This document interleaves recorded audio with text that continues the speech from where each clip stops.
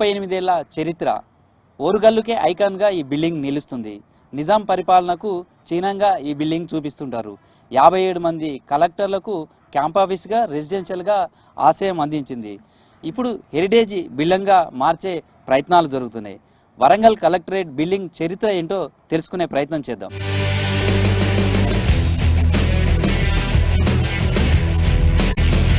నిజాం కాలంలో పరిపాలనా సౌలభ్యం కోసం ముఖ్య నగరాలలో వాళ్ళ బిల్డింగ్స్ నిర్మాణం చేశారు. క్యాంపు కార్యాలయాలుగా అప్పుడు వీటిని విడిది చేశారు. ఆ తర్వాత మనం ఇప్పుడు ప్రస్తుతం హన్మకొండలో ఉన్నటువంటి సుబేదారి ప్రాంతంలో ఉన్నటువంటి కలెక్టర్ క్యాంపస్ కార్యాలయం ఉన్నాం. ఈ బిల్డింగ్ అప్పుడు నిర్మాణం చేసిందే.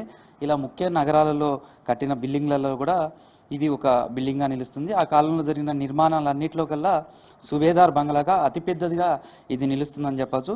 ప్రధాన ప్రవేశ ద్వారానికి అతిపెద్ద గడియారాన్ని కూడా ఏర్పాటు చేశారు. ఇందులోని విశాల ప్రాంగణంలో బయట నుంచి నీటి కొలను కాదు, అందులో ఉన్నటువంటి ఫౌంటైన్ ఇవన్నీ కూడా ఏర్పాటు చేశారు. ఆ టైంకి సంబంధించినటువంటి గడియారం అయితే ఉందో అది ప్రతి గంటకు ఎన్ని గంటలైతే అన్ని గంటల సౌండ్స్ వస్తాయి. ఆ సౌండ్స్ అంతతోటి టైం ఎంత అయింది అనేది కూడా హన్మకొండ వరంగల్ ప్రాంతంలో కూడా పూర్తిగా తెలిసే అవకాశంగా చేశారు.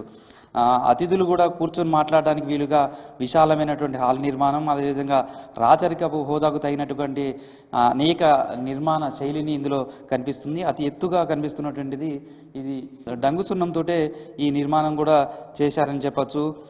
ఈ భవనానికి అత్యంత పటిష్టంగా నిర్మించారు. ఒక కట్టడానికి మరొక కట్టడానికి పోలిక లేదు అన్నట్టుగా కూడా మొత్తం నిర్మాణం అంతా కూడా డంగు సున్నంతో చేపట్టింది. ఎందుకంటే నిజాం ప్రభువులు ఈ పరిపాలన చూసేందుకు వచ్చినప్పుడు కూడా ఇందులోనే విడిది చేశారు కాబట్టి వాళ్లకు అనుకూలమైనటువంటి సౌకర్యాలతోటి అత్యంత విశాలమైనటువంటి ప్రాంగణంలో భవంతి నిర్మాణం జరిగింది. అందుకే ఈ విశాలమైనటువంటి బిల్డింగ్ పైన టెర్రాస్ వంటి నిర్మాణం కూడా ఉంది. ఈ పైనుంచి కూడా చూస్తే మొత్తం ఈ విశాలమైనటువంటి ప్రాంతం అంతా కూడా కనిపించే విధంగా ఉంది. ఇప్పటివరకు మనం అనేక ఉపద్రవాలు వస్తాయి, ప్రకృతి వైపరీత్యాలు వచ్చాయి, కానీ కొన్ని కట్టడాలు మాత్రమే నిర్మాణంలో చెక్కు చెదరగా ఉంటాయి. అలాంటి వాటిలలో కూడా ఇది ఉంటుంది. ఈ బిల్డింగ్కి ఉన్నటువంటి ప్రత్యేకత ఏంటంటే గాలి వెలుతురు అంతా కూడా చాలా ఆహ్లాదకరమైనటువంటి ఏమాత్రం ఇబ్బంది లేకుండా లోపలికి వచ్చే విధంగా కూడా దీని అంతా కూడా ఏర్పాటు చేశారు. ఈ నిర్మాణ చాతుర్యం మనకు ఇప్పటికీ కనిపిస్తుందని చెప్పచ్చు.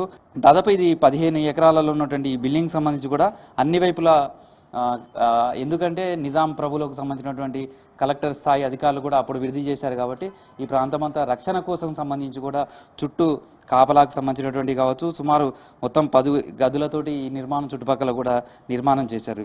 ఈ భవనం చుట్టూ కూడా భారీ వృక్షాలతోటి ఒక ఆహ్లాదకరమైనటువంటి వాతావరణం ఉంది. 1950 నుంచి కూడా ఉమ్మడి ఆంధ్రప్రదేశ్లో కలెక్టర్లకు ఇది నివాసంగా ఉపయోగపడుతుంది. 1950 సంవత్సరంలో వరంగల్ మొదటి కలెక్టర్గా రాజేశ్వర నుండి మొదలైంది. ప్రస్తుతం ఈ ప్రావీణ్య రెడ్డితోటి ఈ కలెక్టర్ చివరి కలెక్టర్గా ఈ బిల్డింగ్లో క్యాంప్ కార్యాలయం విడిది చేసినటువంటి దానిగా ఒక రికార్డు ఉన్నది చెప్పుకోవచ్చు. ఇలా చెప్పుకుంటూ పోతే ఈ బిల్డింగ్ సంబంధించి అనేక ప్రత్యేకతలు కూడా ఈ బిల్డింగ్లో కనిపిస్తున్నాయని చెప్పుకోవచ్చు.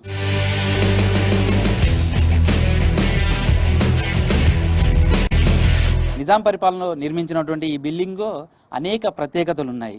మొన్నటి వరకు కూడా ఉమ్మడి వరంగల్ జిల్లా, ఆ తర్వాత వరంగల్ అర్బన్ జిల్లా, తర్వాత ఇప్పుడు హన్మకొండ జిల్లా కలెక్టర్లకు ఇది రెసిడెన్షియల్ క్యాంపు కార్యాలయంగా ఉంది.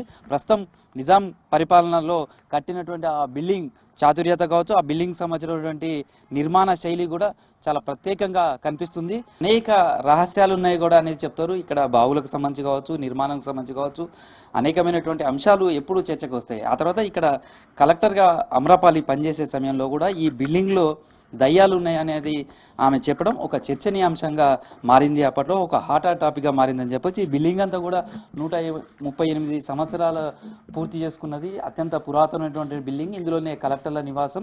ఆ సందర్భంగా కూడా ఇక్కడ వరంగల్ అర్బన్ కలెక్టర్గా ఉన్నప్పుడు అమ్రపాలి ఈ కలెక్టర్ నివాసం ఉన్నారు. అందులో ఆ సమయంలోనే ఈ బిల్డింగ్లో దయ్యాలు ఉన్నాయి, దయ్యాలను చూశాను అనే ఒక ప్రకటన నేపథ్యంలో కూడా ఒక చర్చ జరిగింది ఈ బిల్డింగ్. అయితే అప్పట్లో ఒక చర్చ ఓరుగల్లులో సంబంధించి కూడా ఈ బిల్డింగ్ మీద దయ్యాలున్నాయా అనే దానికి సంబంధించినటువంటి ప్రకటన అయితే ఒకప్పుడు సంచలనం కలిగించింది. ప్రస్తుతం ఆ తర్వాత ఈ బిల్డింగ్ సంబంధించి చాలామంది లోపల ఎలా ఉంటుంది, నిర్మాణం ఏ విధంగా జరిగింది, తర్వాత ఎలా ఉంటుంది అనే దాంట్లో చాలామందికి ఆసక్తిగా ఉండేది. అయితే కలెక్టర్ల నివాసం కాబట్టి ఎవ్వరు కూడా లోపలికి రావడానికి అవకాశం ఉండదు. కేవలం అధికారులు కానీ ఎవరైనా వచ్చినా కింద కలెక్టర్ ప్రత్యేకమైనటువంటి క్యాంపు కార్యాలయం ఉంటుంది, ఆ ఆఫీస్ వరకు మాత్రమే పరిమితి ఉంటుంది. లోపలికి కేవలం కలెక్టరు, వాళ్ళకి సంబంధించిన కుటుంబ సభ్యులు లేదా కలెక్టర్ నివాసంలో పనిచేసేటువంటి సిబ్బందికి మాత్రమే లోపలికి అలా ఉంటుంది. మిగతా వాళ్ళు ఎవరు కూడా చూడటానికి అవకాశం ఉండదు. దాంతో చాలామంది ఈ బిల్డింగ్ సంబంధించినటువంటి విజువల్స్ కానీ అవన్నీ కూడా బయటకు వచ్చినప్పుడు మాత్రమే ఇంత బిల్డింగ్ ఇంత అందంగా ఉంటుందా, ఈ బిల్డింగ్ నిర్మాణం ఈ విధంగా ఉంటుందా అనేది చాలామందిలో చూడాలనేది ఆసక్తి ఉంటుంది. సో ఈ బిల్డింగ్ సంబంధించి కూడా అనేక విశేషాలు ఉన్నాయి. ఈ బిల్డింగ్ సంబంధించిన నిర్మాణం కావచ్చు, దీనిలో ఉపయోగించినటువంటి డంగు సున్నంతో మొత్తం నిర్మాణం చేయడం కావచ్చు, దీని పిల్లర్స్కు సంబంధించి కావచ్చు, మనం ఒక సినిమాలలో చాలా పురాతనమైనటువంటి బిల్డింగ్స్ సంబంధించినటువంటి నిర్మాణాలు కావచ్చు, అట్లాంటివి చూపిస్తుందో సినిమా సెట్టింగ్ కల్పించే విధంగా కూడా అత్యంత ఆకర్షణీయంగా ఈ బిల్డింగ్ ఉంటుంది. అప్పటి నిర్మాణం ఏ విధంగా జరిగింది, పూర్తిగా టేక్ తోటి ఉపయోగించినటువంటి కలపతోటి నిర్మాణం, డంగు సున్నంతో ఇదంతా కూడా చేశారు. ఎంతో మందికి ఇక్కడి నుంచి పరిపాలన దక్షత కలిగించే విధంగా కూడా ఈ బిల్డింగ్ నిర్మాణం జరిగిందని చెప్పొచ్చు. భవిష్యత్తులో దీన్ని ఏ విధంగా దాల్చి పర్యాటకులకు కనువిందు చేసే ప్రయత్నాలు ఏ విధంగా జరుగుతున్నాయో తెలుసుకునే ప్రయత్నం.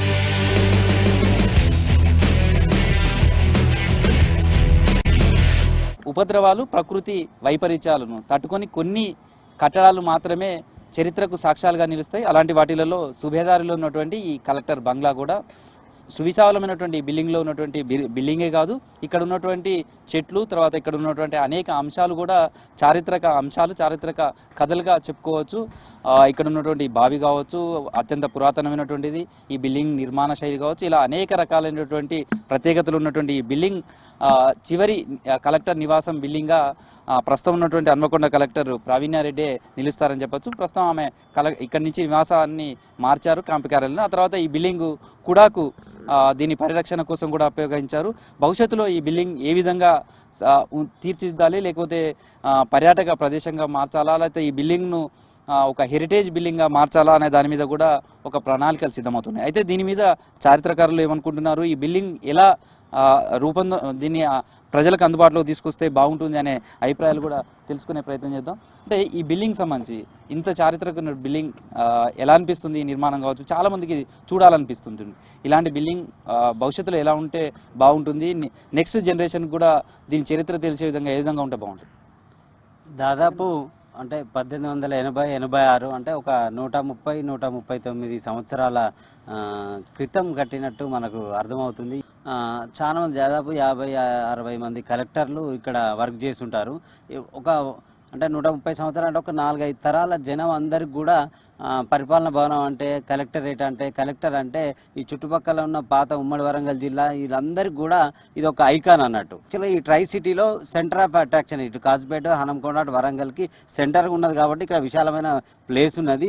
ఇప్పుడు ఇందులో ఆల్రెడీ కొన్ని కాకతీయులకు సంబంధించిన శిథిలాలు అవన్నీ కూడా ఇక్కడ డిస్ప్లే చేశారు. ఇంకా దీన్ని ఒక మ్యూజియంగా మార్చి ఇప్పుడు మనకు వరంగల్లో ఎక్కడ తవ్వినా కూడా మీకు ఎక్కడో ఒక కాకతీయుల చరిత్రకు సంబంధించిన ఆనవాళ్ళు దొరుకుతాయి. అవన్నీ తీసుకొచ్చి ఒక మ్యూజియం లాగా పెట్టి దీని ఒక ఆహ్లాదకరంగా ఒక కేఫ్టేరియా టైపు ఇక్కడ చూస్తే ఈ బిల్డింగ్ ఎందుకంటే ఈ పరిపాలనకు గుర్తుగా ఎవరైనా వచ్చినా స్టూడెంట్స్కి వచ్చినా వాళ్ళందరికీ చరిత్ర గురించి చెప్పినా, ఈ వరంగల్ చరిత్ర గురించి చెప్పినా, కాకతీయుల చరిత్ర గురించి చెప్పే సందర్భంలో ఈ ప్లేస్ను చాలా ముఖ్యంగా కూడా చెప్పచ్చు. అయితే చాలా బిల్డింగ్స్ చాలా ఉంటాయి కట్టడాలు. ఇప్పుడేమో కలెక్టర్ బిల్డింగ్స్ కొత్త వచ్చినాయి, చాలా టెక్నాలజీ అందుబాటులో.